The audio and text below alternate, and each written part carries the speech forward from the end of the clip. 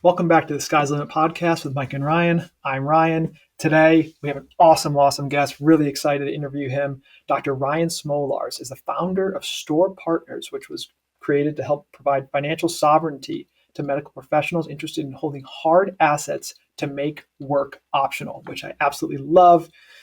Dr. Smolarz has vast experience as an entrepreneur and as a surgeon, believe it or not. Very cool. As a medical professional, he has developed a patent for a reflux medication and has other inventions that are patent pending.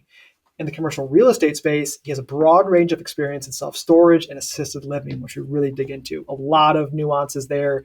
It can be very profitable, but it sounds like it's an absolute ton of work. So really excited to share that with you. In addition to that, he's a family man. He's got kids and he's got a wife. Incredible that he does all of the stuff that he's into.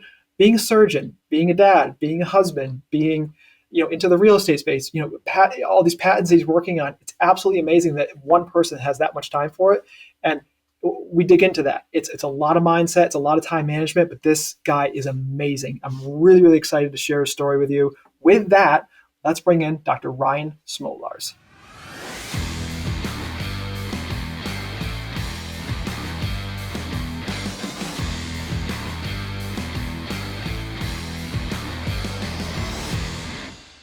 Ryan, welcome to the show. Thanks for being here. Absolutely. Thanks for having me. Gonna have a good time.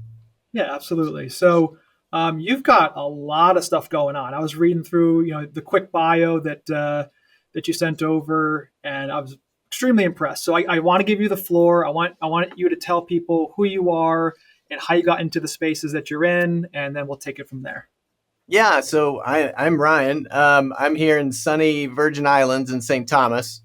I work here half the time. I work in St. Croix, so I'm constantly bouncing around on airplanes and cars and boats and all kinds of stuff.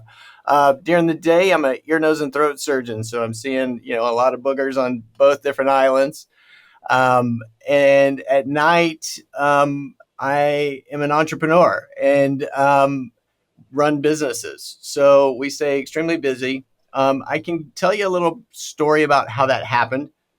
Hopefully I can just kind of get it down to a couple of minutes. But when I got out of training in 2010, I always felt like there was this sort of itch I couldn't scratch, right? Like there was just something missing from my life.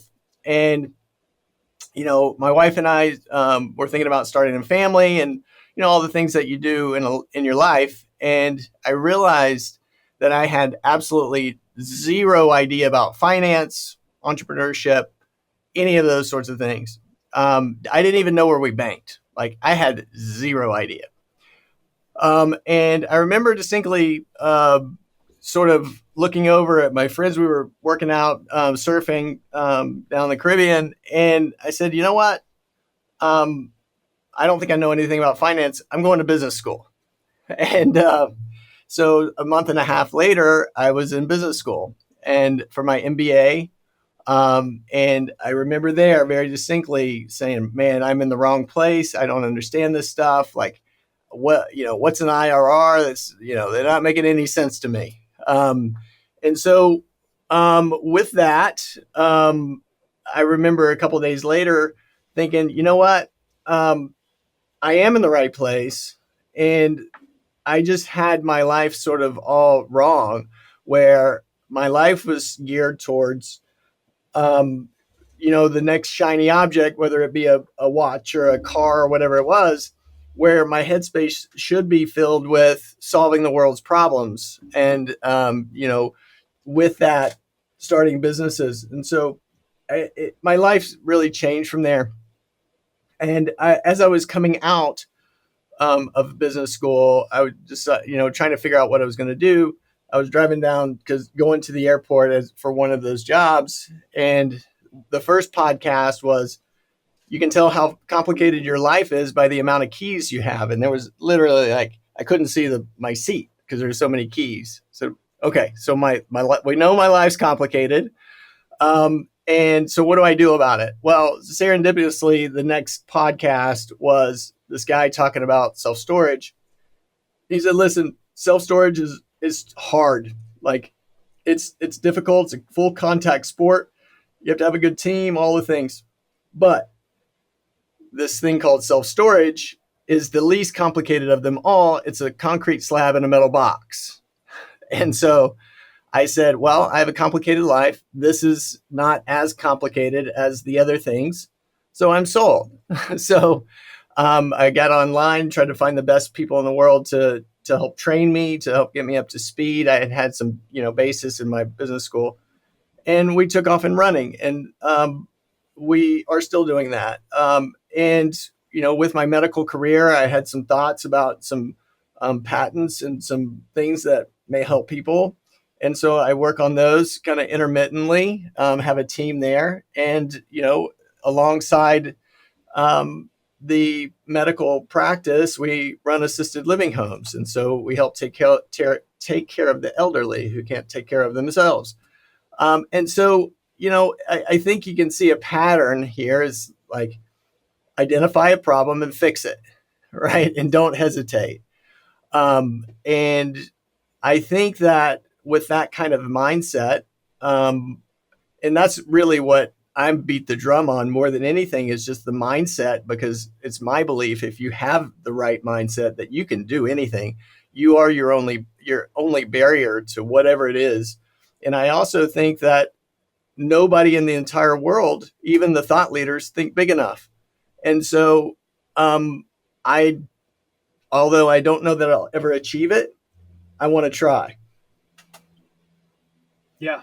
Wow. That's extremely impressive. I cannot believe that you were thinking of all this while being a surgeon. That's mildly impressive. Well, I appreciate that. Yeah. And so so business school, it was that 2 or 4 years or? It was 18 months. I did it in Miami. And so it was a hybrid in-person online thing. So every quarter we would go up for 5 days or something like that. It was very intensive during those 5 days because you had to, cram in all the stuff that you couldn't do, virtually. Right. So this is sort of a little bit of an aside, only because I'm curious about, what someone like you would think about something like this. Obviously, being a doctor, you have to go to school. I get that. Yeah. I think today some people's minds are shifting as far as, colleges go and all that kind of stuff. So I guess my point is, did you, during those 18 months, did you really feel like you took away what you needed to get to be where you're at right now? So yes, I understand where you're going with this, and I agree with you. The short answer is I don't think for me that mindset shift would have happened. Now, if you're asking about the knowledge base, that's a different story. Yes, I gained knowledge, but could I have done that on my own? Probably, right? And there, in my mind, and we talk about this a lot, actually. Where is the place for institutional education? Like you said, for medicine, there is no question, regardless if I can do it on my own or not, I'm not going to get the qualifications to do it without that. And so I was brought up in that institutional mindset with this always knowing that I didn't think like that. And I was always pushing the envelope and getting into quite a bit of trouble because of it, quite honestly. And I think that it depends on the person. And I also have a problem with authority, so that didn't mix well at all. But I think it depends on the person. If you are very disciplined, most things you could probably learn on your own with a good mentor or a group of people who know more than you about this subject. So do I think that you have to go to an institution to learn it? Absolutely not. But both medicine and the start of my business career, for me, it was the right choice. It's really interesting. And again, a bit of a selfish question, only because I noticed that you have a few kids. You have a daughter and a son? I do. Okay. So I have a daughter and I will have a son in 4 weeks. So, obviously, my daughter's super young, 2 years old, but it's in my mind, right? Like, is this something that she's going to pursue? Up to her at that point. Obviously, who knows what the college landscape will be in a decade and a half or whatever. But I'm just curious from your perspective. So that's Yeah. Well, interesting. I think you may have to be a billionaire by then to afford it. Well, see, yes, only because you went there. I'm really, really trying to set myself up well in that regard, as I'm sure you are, if you have not already. Because yes, I mean it's expensive now, so like the way things are going, right? It's like, oh man, it's going to be brutal. But if that's if she ends up being a doctor or something that requires schooling like that, I personally would like to be ready, should I wish to bear that expense. So yeah, yeah, interesting, really interesting. So thank you for the introduction. I want to get into a couple of things that you talked about. Um, let's do the 30,000 foot view to start. What is your overall portfolio look like as far as the real estate, the self storage, assisted living? What does that look like? Yeah. So we have what is really two facilities in Broken Arrow, Oklahoma, for assisted living and memory care. And we got sort of trial by fire there and have been through. And listen, I've made every mistake known to man. I will happily admit it. And it's taken us since 2017 to grow this incredible team. And so the only saving grace through all that was that I spent a lot of my own money and not investor money, to learn those lessons, right? Um, and now I think we have a pretty good grasp of what it takes to run those facilities. And I think that, just like a lot of businesses that take a few years to get off the ground, I think that, would I have it any other way? Yeah. I mean, it was torture, right? To get those lessons in that way. But do I think it was valuable? I mean, that's a resounding yes. And so we are pushing to do this boutique style, these smaller, sort of more personal, sort of assisted living home and memory care, with an absolutely incredible team. I also help run a storage facility fund, or basically an acquisition firm, not really a fund, we'll call it a firm, where we raise money from doctors, medical providers of the like, and really anybody else who is interested to buy value add storage facilities, put the lipstick on, have good management, bring in all the standard operating procedures, and then turn them around and sell them. So that's one. And then the patent firm is basically e-commerce. So I've been working on several patents for the last 5 years or so. And we just recently launched a product called Oh My GERD. It's for acid reflux. And so it's taking a bunch of natural ingredients and basically making a substance that it's what is essentially a absorbable balloon. It's a float that sits on top of the acid fluid food bolus in the stomach and doesn't allow it to come up, and then just passes through the gut, alongside with another one that's patent pending. So those are, on top of my full-time job, those are the things that sort of hold my headspace at this point. Wow. Okay. I mean, I think a lot of the people that are listening right now would probably or are thinking like, how do you have the time for this? What Right. does your time management look like? I mean, you have kids. If you're a single guy, it's like, all right, he's busy, but like, what's your time? Because you said you're a lot about, your mindset and everything. And I know that, having kids can definitely chew up your bandwidth. So how do you do time management? Yeah. So I have a life coach that we talk about this on a weekly basis. I have a very firm belief that I want my children to see what it takes to be at the top of your game and be successful. And hopefully I don't get emotional about it, but I am okay with it to to take away from a little bit of their time so they will have the opportunity to see someone do that. They don't have to do it. I'm not going to push them to do it, but at least they know, hey, here's a person on the Ferris wheel or the merry-go-round, and here's a person on the roller coaster, right? You have a choice in life what you want to do. Do you want to be the ultra elite person in whatever it is, whether it's, picking up garbage at, wherever? It doesn't matter. You want to be in assisted living. You want to be, run storage facilities. But ultimately, it's at the top of your game. Or do you want to be sitting around the barbecue pit on a Saturday talking about what could have been? Like, the high school football days, things that have already passed. And again, it's a life choice.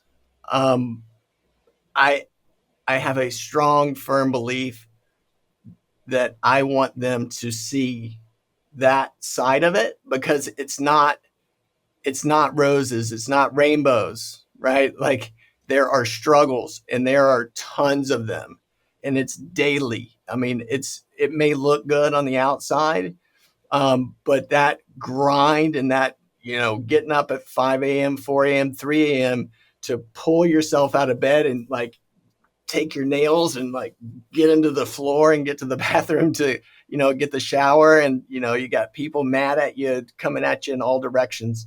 Like, success, I don't care. I've never in my entire life met someone that had success overnight, right? You read about it. Maybe it's in the lottery sometimes, but why do all lottery people go broke, right? They don't deserve it, right? They don't have the knowledge to be in that position. Like, the decision-making skills are not there. Like, the money management, all of these sorts of things have to be in place, and there has to be a progression. And in my mind, the struggle, I mean, once you meet one of those plateaus and you don't go back into the bottom even lower and crawl yourself back out, you're never going to make it. You're never going to make it back to the top, right? You're never. It's just impossible. That's why one-hit wonders happen. But it is the game. Like, the game is winning, but without the struggle, who cares? Like, this isn't about money. This is about winning. This is about being at the top of your game and looking and being able to say, listen, you got a problem in this area? Like, there's no better person to come to, right? Like, you're not going to find them on the planet, right? It's about the nuances of those particular areas.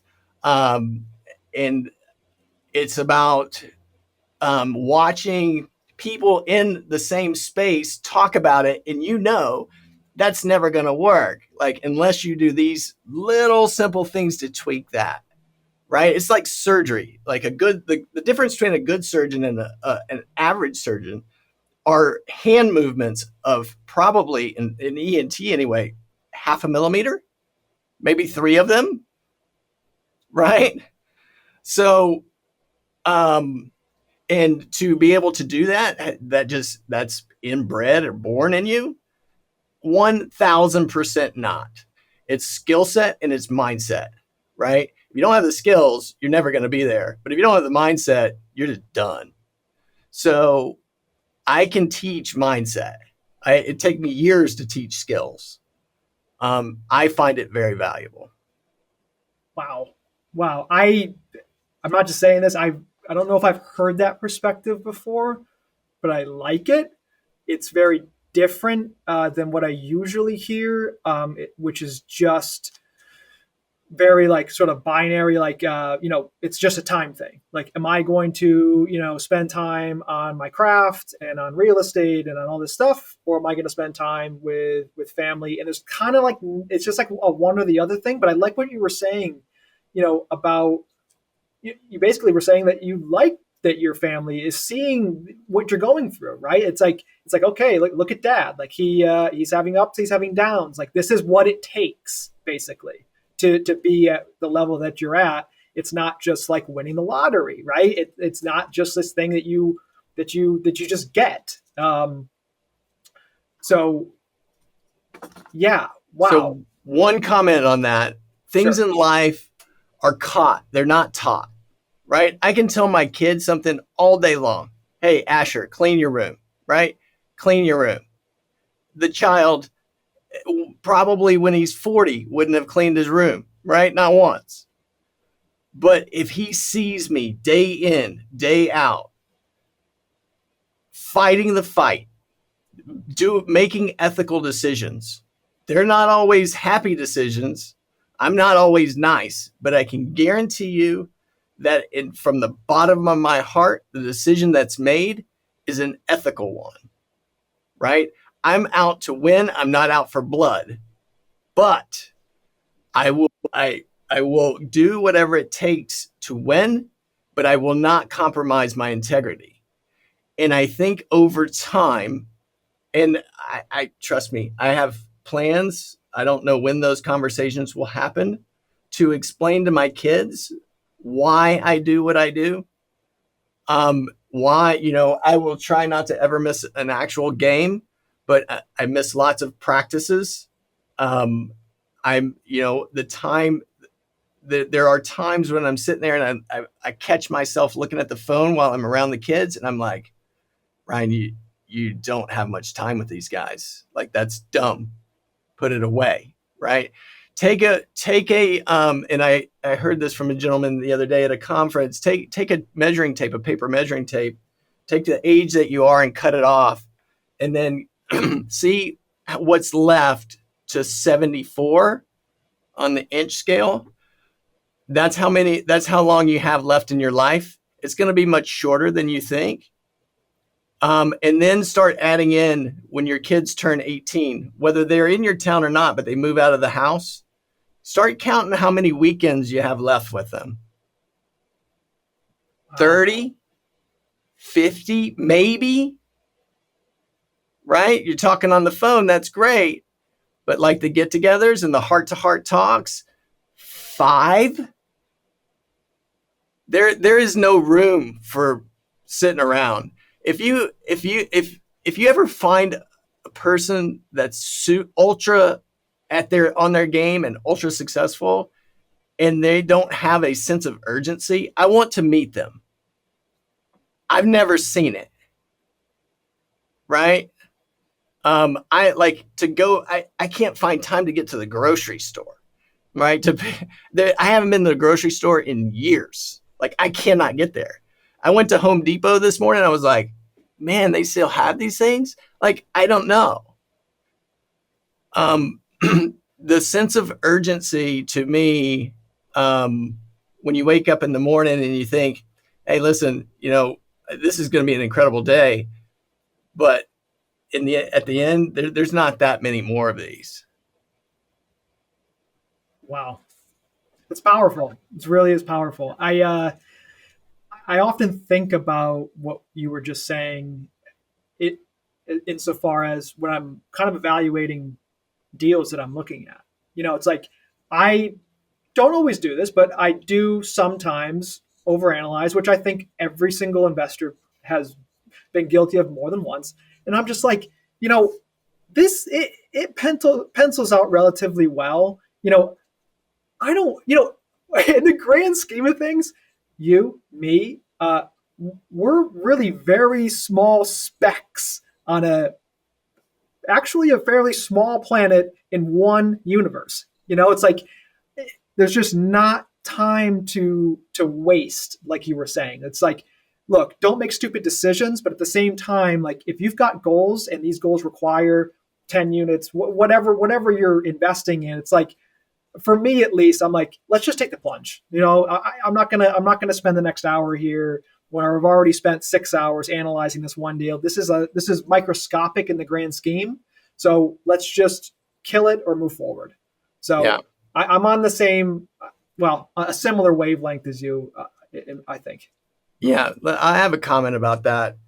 So, in my mind, if you have the skill set and you have the right mindset, the decision that you're going to make in the hour is going to be the same decision you're going to be making at the eighth hour, right? And so, not every one of those decisions is going to be right, regardless if you spend 8 hours, 20 hours, 100 hours. You can't foresee the future.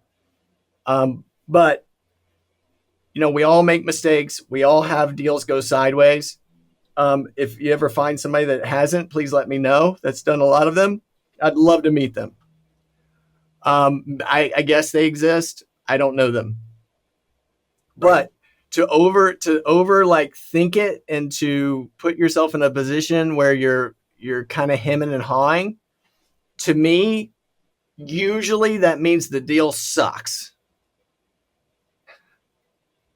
Yeah, agreed. Agreed. Are you familiar with a woman by the name of Cody Sanchez? No, I'm not familiar. Okay, she's a private equity investor. Whatever. She networks with a lot of billionaires. She was talking to a billionaire recently. I was actually just listening to a video of hers today, so I'm bringing it up now. She was going over some questions and said, hey, Mr. Billionaire, what sets you apart from other people in your space? Why are you so much more successful? And he was basically saying speed. It's the speed at which I move. Meaning, he gave an example where it's like, if you and I are both looking at an idea, at a project or a potential investment, I've already done the thing, made three mistakes, and figured out how to fix it and move forward before you've even committed to it. It was that kind of thing. So Yeah. that he's like, I'm not any smarter. I'm not anything else. It's just the speed at which I move. And Yeah. I'm certainly guilty of not moving fast enough, and I've kicked myself, losing deals because of that. And I just thought, based on what you were saying, it was very interesting. It sort of relates. So yeah, I do have a follow up to that. I was reading a book, or I don't read books, but I was listening to a book very recently called Crucial Conversation, and basically the premise is like what set people apart that were good leaders, and it sort of from a management aspect. And it was very clear when they went out and looked at these cohorts of people, like there was one standout, right? Like usually in a very big sort of group of people, and in several groups of people, they started seeing the same thing. And so they started interviewing to try to figure out what it was that made them so special and able to gain the confidence of the people around them. And really what it boiled down to was two things: the speed at which things are addressed and the way you approach those crucial conversations. And a big part of that is just having them, right? Not letting it bottle up, to address the issues before they start flaring. And it was, I mean, the amount of information that came out of that was staggering. Like, you have to be able to navigate those, but it's so much easier right when it starts, right? Than when it's all been festered up. I will put this on the table. Doing these deals, which it sounds like you do a fair number of them, if you really think about it, we're not buying an asset. We are building relationships. If you do unethical things in a deal, the word's going to get out in whatever asset class, and you're not going to do deals, right? You absolutely have to build those relationships, and you have to be able to navigate these crucial conversations. Skill set, mindset, and we'll add a third one, right? The relationship building and the skill set that comes along with that are key. Now, some people are better at it than others. I'd rather sit at my desk and work just as hard as I can from 6 a.m. to 2 in the morning, and it doesn't really make me thrive. But I do know that that's what it takes for me to get to where I want to be, and so I have them, right? Like, it's not something that I'm not a social person in particular, but I do know that treating people right and addressing things as they come up as fast as I can is super important. Wow. Awesome stuff. really impressive. I love talking about this stuff, but I do want to circle back to the assisted living. So it's funny. It's like I feel like I haven't been investing for forever, but the last 12, 15 years I have, and there's a number of things I've done for sure, mistakes I've made, deals I've done, that kind of stuff. But one of the things I have not is assisted living. So if you wouldn't mind, I know probably enough to be dangerous, but maybe not quite that much. So I know that there are models where it's like, hey, look, I'm going to buy this property and lease it to an assisted living, sort of group, or maybe you buy a building and you run it yourself. So can you walk us through your model and what you're doing? Sure, absolutely. I'll start with don't do it. From an operations standpoint, it is an absolute nightmare. The amount of human capital that has to be deployed in one of those deals, and we do small ones, we do 20 to 22 beds, is outrageous. And to find good ethical people for all those positions, it is the most torturous thing that I've in business that I've encountered, I think. Our model. So we'll now get to the good stuff instead of having to harp on the bad. We do small boutique assisted living and memory care, where our firm kind of tends toward the memory care side. There's so much need out there. It's basically smaller rooms, but a bigger like group in the center. So the rooms are kind of on the outside. The kitchen staff knows the clients because there's not just a terribly large amount of them. So, Aunt Ruthie likes the, pancakes in the morning with the syrup on the side. And, George likes his bacon extra crisp, right? So it's the little things like that. I think that really a genuine approach to the care, like having people in the facility that do care, that's really what it's about. And if it's just a job, the job doesn't pay that much, to be quite honest with you. And it's a special person that thrives in that environment. Now, if you do like you and me and you go through and you start doing deals, then it can be a lucrative field. It can also be a dumpster fire, where it is just an unbelievable nightmare of trying to put all that stuff together. And the learning curve is so steep. I've never seen another asset class that has it. But the reward far outweighs the return. Far outweighs the return. Knowing that you're helping people live a good quality of life during their end of life stage. There's really, I've worked in the busiest trauma centers in the world. I've done lots of, crazy cool things in the operating room, seen things that most people would never imagine. But there is a good, wholesome feeling to knowing that you are caring for these souls that really have, deserve sort of comfort and an ear to listen to them during those years.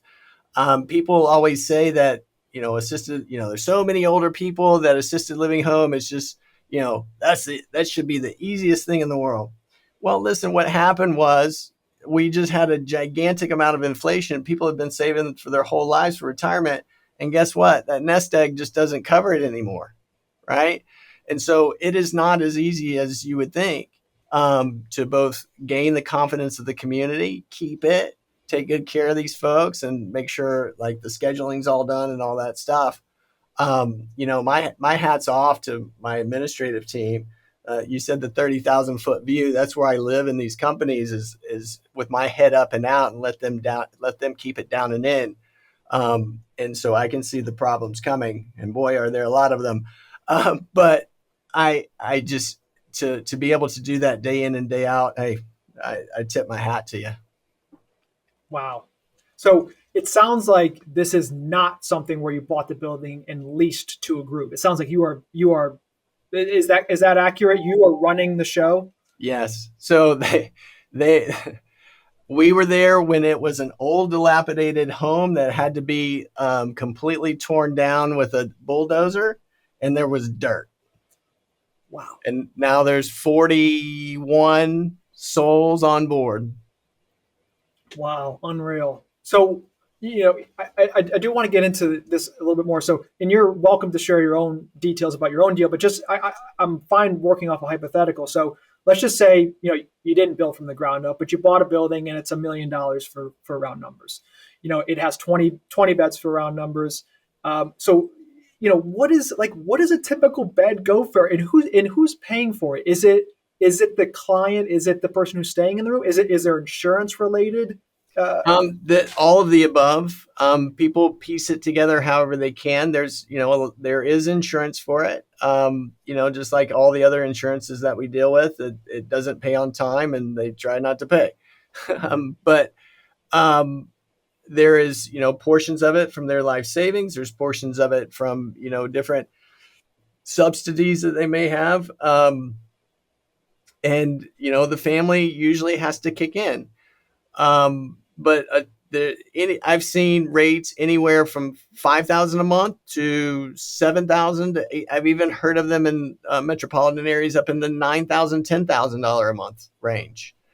We're not talking about something that's cheap, but that's all. In our facility, we have just one price, and it covers everything. If there's diapers involved, if there's food, we have to deal with we don't buy their medications, but getting them administered for the ones that we are able to do that for, and sort of coordinating the home health, hospice, all that. So it's just one fee.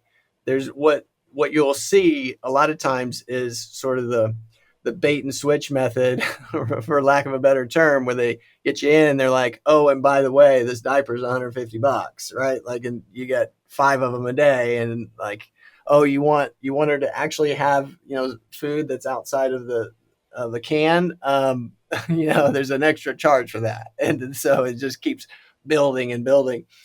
So you have to be careful of that in the industry. But yeah, I mean, the expenses are exorbitant. Like, you're talking about expense ratios anywhere usually from 65 to 75.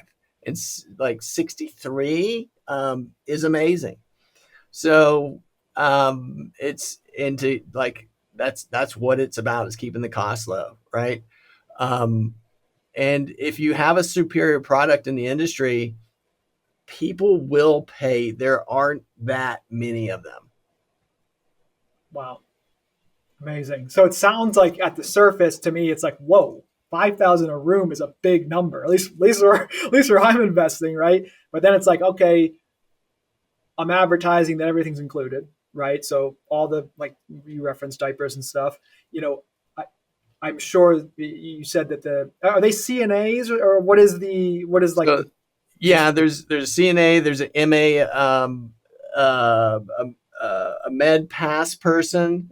There's a bunch of different letters in different states use different ones, but basically a person who helps and a person who administers meds and helps. And then there's the administrator. We have a nurse in the building, from 8 to 5 usually. So, yeah, it's a lot of staffing. It's a lot of HR. It's a lot of personalities to boot, and then you got the personalities of the clients. And it's their home. That's the number one thing. If you do happen to go into the industry at all, you have to remember that this is their home. This is not this is your facility, but it's their home. And so if you don't treat it that way, you're going to be unsuccessful from the get. Wow.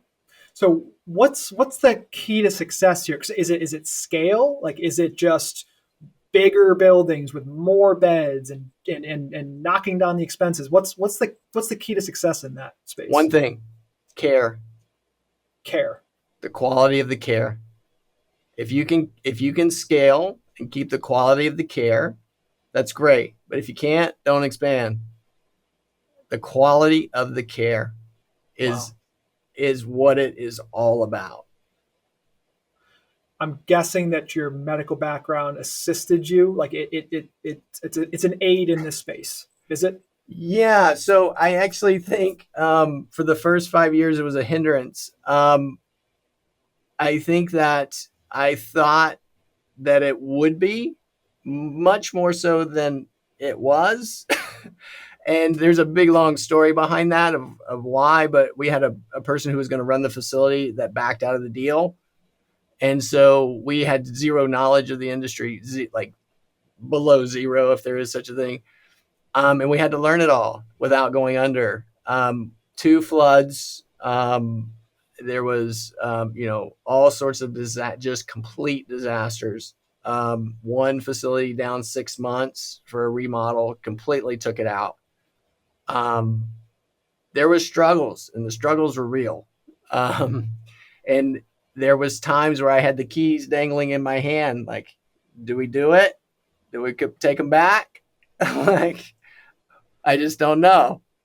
And there were, gut wrenching conversations that had to be had. And we went last year from a negative $70K a month carry to right now, probably positive 50, 55. Great. I mean, like, that shouldn't have happened, right? Like, I don't use the numbers to anything but to show you that if you have, like, the difference really is about the skill set and the mindset, right? It really is. If you don't have the team with the right things that they're thinking about to try to take care of these problems, it will never work. Like, it shouldn't have worked. Wow. Amazing. I do want to be respectful of your time, but I do want to just hit on the self-storage. I know you're raising capital, more or less flipping self-storage. Is that what I gathered earlier? Not so much flipping. It's more of a value add is what I would call it. So yeah, there's lipstick and paint and, processes and all the stuff, cleaning it up. And, there's three-ish, 4-ish, 5-ish years that go into the making. But yeah, it's pretty standardized process at this point. Where are you investing in those facilities? Any state that likes us. Okay. I won't say red states, but it's, where people like us. Yeah, fair. Very fair. I get the gist. So when you're evaluating a deal like this, you've got investors involved, right? You want to do, right by them. What are the 1, 2, 3 things you're like, whoa, this is something I'm interested in? Is it like a mom and pop factor? Is it you can expand? There's extra acreage. Is it something like that? Low market rates. Bumping rents. Yeah. Now, and again, this is a space that I'm not as fluent in. So you've got an apartment, right? You've got a lease for another year. At least where I am, you can't really touch that, right? You can't just go in there and, hey, whether you're a new owner or not, you can't just go in there and raise rents. So how does that look in the self-storage space? Are people have signed some sort of contract to at least lease the space, right? So can you just go in there and just start raising rates day one? You can, yeah, month-to-month lease. There's no like 6 month, 12 months. You can do it and make deals with people. Hey, listen, I'll cut you a $100 break or something like that if you want to pay in advance. But it's really about the convenience factor, right? The ease of getting in and out. Are you in a good location? And do you need to store something, right? Like it's very simple. We are not, again, not in commercial real estate there. We're in the death, destruction, and economic disaster business, right? So bad things happen. You have to move out and you need a place to put your stuff. That's why during COVID, we were one of the people that had to stay open because people had to have access to their stuff. And there was lots of bad things happening. So there was lots of movement around the facilities. People were moving out to the country. Well, they had this, space that, they were probably moving into a little bit bigger place out in the country, but still, there were months where there was things in flux and they were trying to get from here to there. And, it's that's really what it's about, is the convenience of not having to worry about your stuff, the security, right? Having the safety to come in there and you're not going to get robbed. It really is all the same thing. Are you running an ethical business that has the things that people want and need? And are you able to provide that in a very efficient way? It's the same thing really in anything, in any business that makes money. Do they have a problem and are you solving it? It's pretty simple. Yeah, no, absolutely, for sure. So are you okay? So you're raising rents, and then you're doing a refinance and holding, or in some cases you're selling, I'm sure. Yeah. So I've tried a refinance approach several times, and I've tried to make it pencil hundreds of times.